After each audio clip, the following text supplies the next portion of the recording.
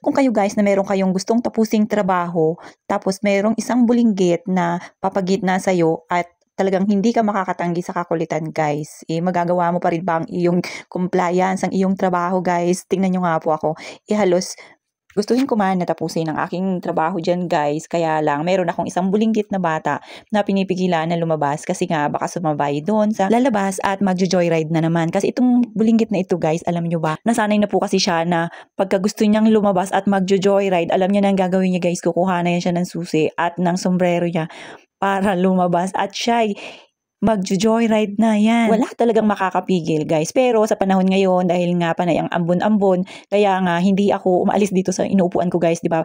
Kung inyong mapapansin, panay nga ang hila-hila niya sa akin dyan guys, hindi talaga ako lumalabas kasi pagka nakita niya doon sa labas or narinig niya yung tunog ng motor, talagang lalabas yan siya at iiyak. Pero ayan na nga guys, dahil nga hindi tayo umaalis sa ating kinauupuan, ayan, nagpagitna na sa atin kasi nga si nanay, medyo busy rin po sa baba at magsasara siya ng gate. Kasi hindi pwedeng bumaba itong bulinggit, baka sumama at umiyak-iyakan tayo ng todo dahil nga umuulan, hindi po pwede dahil iniingatan din natin na baka magkasakit. At ito nga po, hawak niya rin ang remote control doon sa loob ng kwarto namin sa TV. Gusto niya po kasi magpapalit ng palabas. Yan, ganyan yan siya. Hindi kanya titigilan hanggat hindi kanya nahihila guys doon sa loob ng kwarto kung ano man yung kanyang mga gagawin or papapalitan. At yan nga po, talagang panay ang hila niya sa akin dyan guys. O diba, sabi ko sa inyo, siya na ang nagwagi.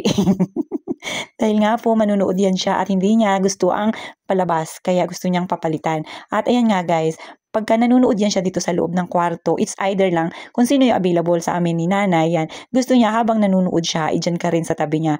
At buti na nga lang guys, nung pinapalitan namin to, ito na, dumating na po si nanay kasi umalis na yung aming binabantayan at naisara niya na ang gate. At ayan, sila talaga yung totoong magkasundo guys pagdating sa pagpapanood ng TV. Talaga namang nai-spoil niya ni nanay kasi talagang sinasabahan niya dito sa loob ng kwarto habang nanonood ng TV. Ganyan lang yan sila guys, hindi naman talaga siya as in iyakin itong bulinggit na to. Umiiyak lang yan siya pagka hindi nakakalabas ng bahay na sakay ang motor or makakapag-joyride.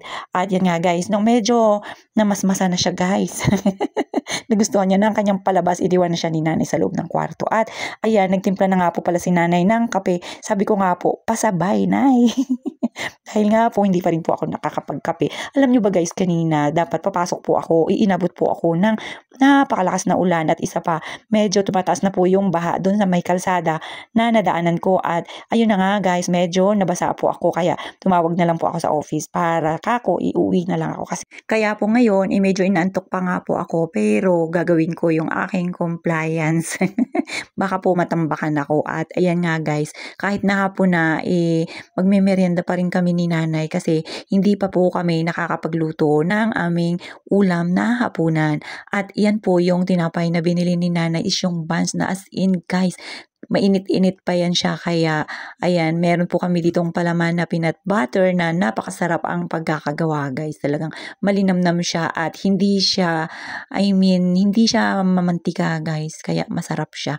So ayan, nilagyan lang ni nanay dahil nga galing yan sa rep, medyo buo-buo pa, kaya isang lagay lang ni nanay at napakarami nga po. Pero guys, sarap na sarap ako dyan kasi saktong-sakto lang siya sa tamis at hindi siya mamantika. Ayun na, inulit ko lang. At iyan nga po, habang si Lula nandun sa kwarto guys, inakahika.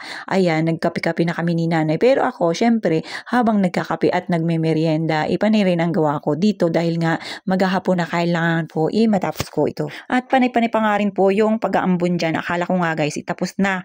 So ayan, umuulan pa rin dito sa amin. Sana huminto na. So paano ba yan guys? Hanggang dyan lang muna at ako'y magbibisi-bisihan muna dito.